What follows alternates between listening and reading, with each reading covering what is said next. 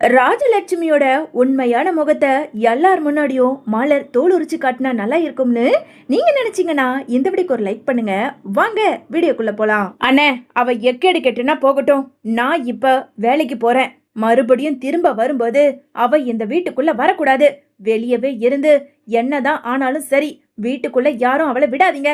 கதவை சாத்திக்கிட்டு அவங்க வீட்டுல இருக்கிற வழியை பாருங்க அப்படின்னு சொல்லிட்டு சுரேஷ் ரொம்ப கோவத்தோட வீட்டை விட்டு அங்க வெளியே வர அங்க உக்காந்துக்கிட்டு இருந்த மதிய பார்த்து, ஏய், நான் சொல்லிட்டேன், திரும்ப வரும்போது நீ வீட்டுக்குள்ளேயும் போகக்கூடாது, இந்த இடத்துலயும் உக்காந்துக்கிட்டு இருக்க கூடாது.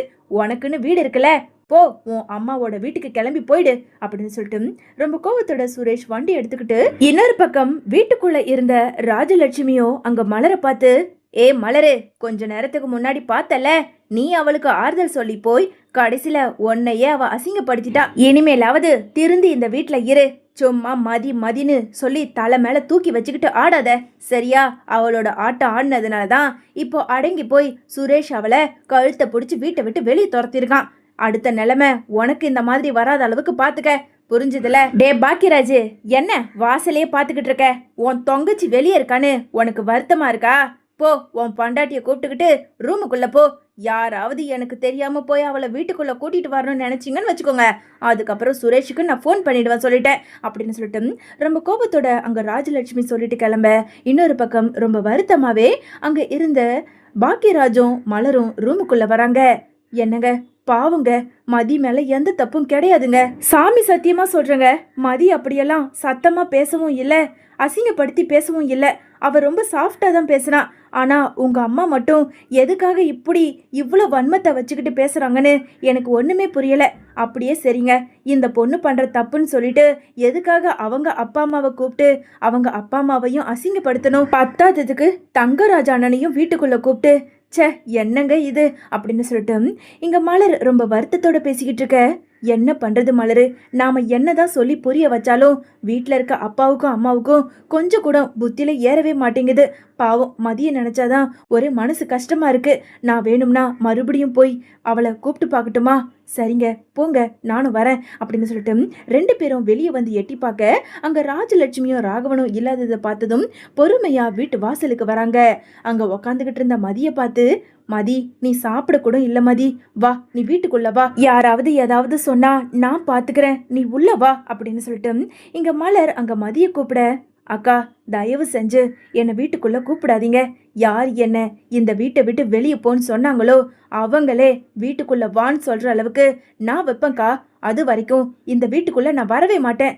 செய்யாத தப்புக்கும் பண்ணாத பாவத்துக்கும் எதுக்காக நான் அவங்கள்ட்ட மன்னிப்பு கேட்கணும்? அந்த தங்கராஜான என்னன்னா என்னை மன்னிப்பு கேட்க சொல்லி போறாரு, இவர் என்னன்னா மன்னிப்பு சொல்லுன்னு சொல்லிட்டு போறாரு. நான் செய்யாத தப்புக்கு மன்னிப்பு கேட்க மாட்டேன்க்கா. அக்கா, சாரிக்கா, உங்களை வேறனா அந்த கோவத்துல டென்ஷனா ஏதோ ஒரு சில வார்த்தைகளை விட்டுட்டேன். ஐயோ மதி, அதெல்லாம் ஒன்றும் இல்லை. நீ என் கூட பிறந்த தங்கச்சி மாதிரி தான். நீ என்னை என்னதான் சொல்லி திட்டுனாலும் அதை பற்றியெல்லாம் நான் கவலையே படமாட்டேன். நீ இப்போ உள்ள வா மதி. அக்கா, நான் தான் சொல்லிட்டேன்ல, நான் வர மாட்டேன்க்கா. என்ன மதிக்காத இந்த வீட்டுக்குள்ள நான் வரவும் மாட்டேன், இருக்கவும் மாட்டேன். நீங்க போங்க. அதுக்கப்புறம் வெளியே வந்து எதுக்காக இவளை உள்ள கூப்பிடுறீங்கன்னு சொல்லி உங்க ரெண்டு பேரையும் அசிங்கப்படுத்த போறாங்க, போங்கக்கா அப்படின்னு என்னதான் சமாதானப்படுத்தி மலர் கூப்பிட்டாலும் மதி நான் வரவே மாட்டேன்னு ஒரு உறுதியா இருந்துடுறாங்க. இன்னொரு பக்கம் எப்பவும் போல இங்க விடிஞ்சு அங்க கண்முழிச்ச மலருக்கோ மதி வீட்டு வாசல்லே கிடக்கிறது ஞாபகம் வந்து வேக வேகமா வெளியே ஓடி வர அங்க மதி மயக்கம் போட்டு கிடக்கிறத பார்த்து அப்படியே கதறி அழ ஆரம்பிக்கிறாங்க பதட்டத்தோட. ஏய் மதி, மதி, என்னாச்சு மதி? என்னங்க, என்னங்க, சீக்கிரம் வாங்க அப்படின்னு சொல்லிட்டு இங்க மலர் பதட்டத்தோட குரல் கொடுக்க சத்தம் கேட்டு ராஜலட்சுமி, ராகவன் கூடவே அங்க இருந்த பாக்கியராஜ்னு எல்லாருமே வீட்டுக்கு வெளியே ஓடி வராங்க. என்னங்க, மதியோட ஞாபகம் வந்தது, அதனால வெளியே வந்து பார்த்தா இவ மயங்கி கிடக்குறாங்க, சீக்கிரமா தண்ணி எடுத்துக்கிட்டு வாங்க அப்படின்னு சொல்லிட்டு அங்க மலர் பதட்டத்தோட சொல்ல இங்க பாக்கியராஜ் தண்ணி வேக வேகமா எடுத்துக்கிட்டு வரதுக்காக உள்ள ஓட இதை பார்த்துக்கிட்டு இருந்த ராஜலட்சுமியும், பாத்தீங்களாங்க, இவ நாடகம் நடத்துறா, எப்படியாவது மயக்கம் போட்டு சீன் போட்டா தானே என் புள்ள சுரேஷ் வந்து வாமா உள்ளன்னு சொல்லி கூட்டிட்டு வருவாங்கிறதுக்காக இவ இல்லாத நாடகத்தெல்லாம் நடத்திக்கிட்டு இருக்கா. இவ என்னமோ அவ மயங்கி உண்மையாலுமே கிடக்கிற மாதிரி பதட்டத்தோட பேசிக்கிட்டு இருக்கா. என்னடி இதெல்லாம்? ஏய், அவ நடிச்சுக்கிட்டு இருக்கா, நீ அவளை தள்ளி விட்டுட்டு உள்ள வா. அத்தை, உங்களுக்கு கொஞ்சம் கூட மனசாட்சி இல்லையா? அவ இப்படி மயங்கி கிடக்குறா, நீங்க என்னமோ உள்ளவா உள்ளவான்னு சொல்லி, சே, நீங்களா மனுஷங்க தானா? மலரு இந்த மலரு தண்ணி இந்தா, தண்ணியை தெளி. மதி மதி எழுந்துருமா அப்படின்னு சொல்லிட்டு பாக்கியராஜ் தண்ணி எடுத்துட்டு வந்து தெளிக்க, ஆனாலும் அங்க மதி மயக்கத்தோட கிடக்கிறத பார்த்ததும், என்னங்க இது சரிப்பட்டு வரல, மதி எழுந்துக்க மாட்டேங்கிறா, இப்பவே நாம ஹாஸ்பிட்டலுக்கு கூட்டிட்டு போகணும், சீக்கிரங்க ஒரு ஆட்டோ பிடிச்சு கூட்டிட்டு வாங்க அப்படின்னு சொல்ல பாக்கியராஜ் அங்க ஆட்டோ பிடிச்சு கூட்டிட்டு வர, இங்க மலரும் பாக்கியராஜும் மதிய ஆட்டோல ஏத்தி அப்படியே ஹாஸ்பிட்டலுக்கு கூட்டிட்டு போறாங்க. இங்க வேலைக்கு போன சுரேஷோ பொறுமையா வீட்டுக்கு வர, என்னம்மா அவளை காணோம், வீட்டுக்குள்ள வந்துட்டாளா இல்ல வீட்டை விட்டு ஓடி போயிட்டாளா, எப்படியோ ஒழிஞ்சு போனா சரிதான் அப்படின்னு சொல்லிட்டு சுரேஷ் பேசிக்கிட்டு இருக்க, டே சுரேஷ், உன் பொண்டாட்டி 1000 தான் என்ன மூஞ்ச காட்டியிருந்தாலும் அவளை வீட்டுக்குள்ள வாமான்னு அத்தனை தடவை கூப்பிட்டேன், ஆனாலும் வரவே மாட்டேன்னு பிடிவாதமா வெளியவே உக்காந்துட்டா. கடைசியில காலையில வந்து பார்த்தா மயக்கம் போட்டு கிடக்கிற மாதிரி நாடகத்தை நடத்துறா. நான் மலர்கிட்ட சொன்னாலும் மலர் கேட்கவே இல்லை, அவளை அப்படியே தூக்கிட்டு ஹாஸ்பிட்டலுக்கு போயிருக்காங்க. எனக்கு என்னமோ உன் பொண்டாட்டி ஜகஜால கில்லாடி நாடகக்காரி தான் அப்படின்னு சொல்லிட்டு ராஜலட்சுமி இல்லாத நாடகத்தெல்லாம் நடத்த, ஆனாலும் சுரேஷ் இருந்துகிட்டு, அம்மா அவ கிடக்குறா, நீ வாமா உள்ள போலாம் அப்படின்னு சொல்லிட்டு இங்க சுரேஷோ தன்னோட அம்மாவையும் அப்பாவையும் அழைச்சிக்கிட்டு வீட்டுக்குள்ள போக, இன்னொரு பக்கம் அங்க பாக்கியராஜும் மதிய அழைச்சிக்கிட்டு நேரம் ஹாஸ்பிட்டலுக்கு கூட்டிட்டு போக, ஒன்றும் பயப்பட வேண்டியதில்லை, அவங்களுக்கு ரொம்ப ப்ரெஷர் ஆனதுனால தான் லைட்டாக மயக்கம் போட்டு விழுந்திருக்காங்க, அவங்கள கொஞ்சம் ப்ரெஷர் கொடுக்காம கொஞ்சம் ஃப்ரீயாக இருக்க விடுங்க, இன்னும் கொஞ்ச நேரத்தில் மயக்கம் தெளிஞ்சிருவாங்க, நீங்கள் தாராளமாக அவங்கள வீட்டுக்கு கூட்டிகிட்டு போகலாம் அப்படின்னு சொன்னதும், அதே போல் இங்கே மதி மயக்கம் தெளிஞ்சு கண்முழிச்சு பார்த்ததும் இங்கே பாக்கியராஜும் அங்கே இருந்த மலரும் சமாதானப்படுத்தி நேராக வீட்டுக்கு கூட்டிகிட்டு வராங்க. அக்கா நான் என்னோட வீட்டுக்கு போகிறேங்க்கா, தயவு செஞ்சு என்னை விட்டுடுங்க. ஐயோ மதி சொல்கிறத புரிஞ்சுக்க, இப்போ நீ அந்த சிச்சுவேஷனில் இல்லை, நீ வா நம்ம வீட்டுக்குள்ளே போகலாம் அப்படின்னு சொல்லிட்டு மலர் மதியை அழைச்சிக்கிட்டு வீட்டுக்குள்ளே போக, இதை பார்த்துக்கிட்டு இருந்த சுரேஷோ, அண்ணி அங்கேயே நில்லுங்க, இவளை வீட்டுக்குள்ளே வர வேண்டாம், வீட்டுக்குள்ளே கூப்பிட்டுக்கிட்டு வர வேண்டான்னு எத்தனை தடவை சொல்லிட்டு போனேன், இப்போ என்ன இவ மயக்கம் போட்ட மாதிரி ஒரு நாடகத்தை நடத்தினா நீங்களும் அதை நம்பி அவளை ஹாஸ்பிட்டலுக்கு கூட்டிகிட்டு போகிற மாதிரி கூட்டிகிட்டு போய் அப்படியே வீட்டுக்குள்ளே கூட்டிகிட்டு வரீங்களா?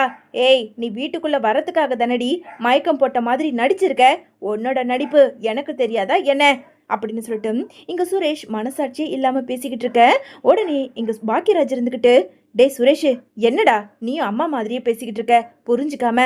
ஆமாண்டா நான் புரிஞ்சுக்காம பேசுறேனா, இவ தான் நடிக்கிறானா, நீங்களும் இவ கூட சேர்ந்து நடிச்சுக்கிட்டு இருக்கீங்களா அப்படின்னு ராஜலட்சுமி மலரையும் பாக்கியராஜையும் பார்த்து பேச, உடனே வந்த கோபத்துக்கு அங்க மலர் இருந்துக்கிட்டு, போதும் நிறுத்துங்க அத்தை, நானும் பார்த்துக்கிட்டே இருக்கேன், கொஞ்சம் கூட மனசாட்சியே இல்லாம மயங்கி கிடக்கிற பொண்ணை பார்த்து என்ன வார்த்தை சொல்லிக்கிட்டு இருக்கீங்க? டே சுரேஷ் இப்ப சொல்றேன்டா, உன் அம்மா உன் வாழ்க்கையவே கெடுத்துருவாங்க போல இருக்கு, உங்க அம்மா சொன்ன மாதிரி எல்லாம் மதி பேசவே இல்லடா, என்ன வேலை வாங்குற மாதிரி அந்த டீ கப்பை எடுத்து வைக்க சொல்லி உங்க பையனை வளர்த்துருக்க கூடாதான்னு ரொம்ப சாஃப்டா தான் பேசினா, ஆனா இதையே உங்க அம்மா பெரிய பிரச்சனையாக்கி ஹார்ட் அட்டாக் வர மாதிரி எல்லாம் நாடகத்தை நடத்தி, சே ஒரு பொண்ணோட வாழ்க்கையை கெடுக்கிறதுக்காக உங்க அம்மா என்னென்னமோ பண்ணி உன்னோட மனசை மாத்தி பாவம் மதிய வீட்டை விட்டு அனுப்புற அளவுக்கு உங்க அம்மா பண்ணிருக்காங்கடா, அப்படி என்ன மதி பண்ணிட்டான்னு உங்க அம்மா இப்படி எல்லாம் பண்றாங்கன்னு எனக்கு தெரியல அத்தை, இனிமேலாவது கொஞ்சம் அடங்கி ஒடுங்கி இருங்க.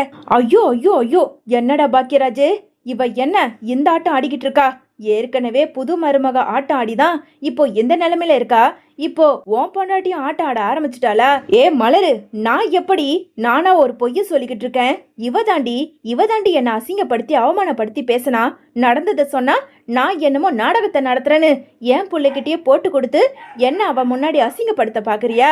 என்னடி இதெல்லாம்? அத்தை நான் சொல்லிட்டேன், இன்னொரு தடவை நீங்க மதியை பத்தி பேசாதீங்க, மதி நீ உள்ள வா மதி அப்படின்னு சொல்லிட்டு அங்க இருந்த மலர் சொல்ல, இதை கேட்டதும் அங்க சுரேஷ் இருந்துகிட்டு, அண்ணி என்ன நீ சொல்றீங்க, அப்போ மதி எதுவுமே பேசலையா? ஐயோ சுரேஷ், இதை தானே நான் ஆரம்பத்துல இருந்து சொல்லிக்கிட்டு இருக்கேன், மதி எதுவுமே பேசல, உன் அம்மா தான் நெஞ்சு வலி வந்த மாதிரி இவ எல்லாத்தையும் பொல்லாதையும் பேசிட்டான்னு சொல்லி இவங்க தான் என்னென்னமோ மனசுல நினைச்சுக்கிட்டு உன் முன்னாடி மதிய அவமானப்படுத்தி பேசியிருக்காங்க, பத்தாதுக்கு அவங்க அப்பா அம்மா தங்கராஜ் அண்ணனு எல்லாரையும் கூப்பிட்டு பத்த வச்சு இவ்வளவு ஒரு பெரிய பிரச்சனையாக்கி இந்த பொண்ணை நீயே வீட்டை விட்டு துரத்தி கடைசியில மதி மயக்கம் போட்டு விழுந்து ஹாஸ்பிட்டலுக்கு போயிட்டு வர நிலைமை.